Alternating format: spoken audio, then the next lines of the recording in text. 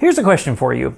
Are you a visually impaired person or a person with a visual impairment? And does it really matter? What's up, VIPs? Welcome to my channel, and today we're talking about person-centered terminology or person-first terminology. And basically, it's the difference between saying you're a VIP or a PVI. PVI, is that a thing? I don't think that's a thing.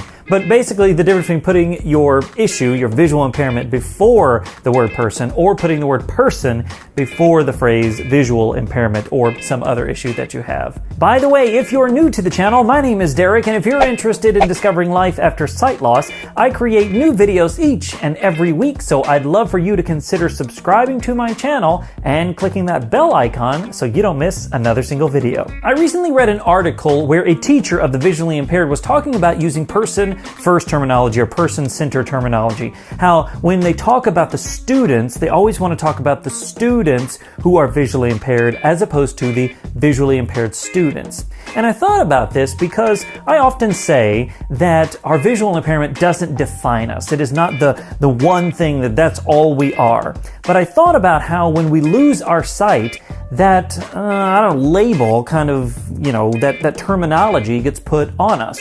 Not because we choose to necessarily, but because, we're now visually impaired. It's kind of like before I had children. Before I had children, the term father, dad, whatever, wasn't, part of my identity. But when I had children, that became part of it. It's the same thing with visual impairment. Before I was visually impaired, you could have said I was a sighted person. Now, nobody says sighted person or person who is sighted, except for in my house, I guess, but nobody really says that. But when you're visually impaired, then that title, switches from sighted to visually impaired. And I think it's as simple as that.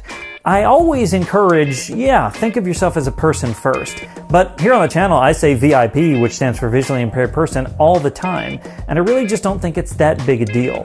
Where I think it's important is the meaning behind it. The reason we say person with visual impairment as opposed to visually impaired person is because we want people to know there's more to us than just being visually impaired. You could label me with a lot of things. You could label me with husband, with father, with, visual impairment. You could label me with singer, entertainer, speaker, podcaster, video maker, all these different labels you could label me with. And if you put that in front of my name, in front of the person that I am, it might be right, but it would be incomplete. Because I am so much more than just one label. I'm all of these things and more. So today, I just wanted to talk about this for a second because I want to let you know that if you are recently visually impaired and you're wondering about visual impairment and am I a person with visual impairment, or I guess this gets into the whole thing of partially sighted, legally blind, that sort of thing too. But at the end of the day, you're a person first. Whether you use VIP, PVI, or any other such term, you're a person first. And you've got all these other great things about you, and you may just have being visually impaired as part of the terminology now. But at the end of the day, just remember, no matter what term you use, you're a pretty awesome person no matter what. All right, well, now it is your turn. You've heard me talk a little bit, so now I want to hear from you. So my question for you today is this.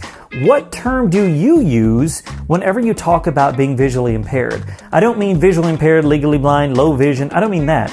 I mean the idea of being visually impaired like a VIP or being a person with visual impairment. I'd love to hear about it, and I know others would as well, so let me know in the comments below. Hey, if you liked today's video, if you found it helpful, make sure to give it a big thumbs up, share it with somebody that you know, and subscribe to my channel so you don't miss another single video. Thanks so much for watching, and until next time, remember that sight loss isn't the end, it's just the beginning. My name's Derek Daniel from LifeAfterSightLoss.com, and I'll see you in the next one.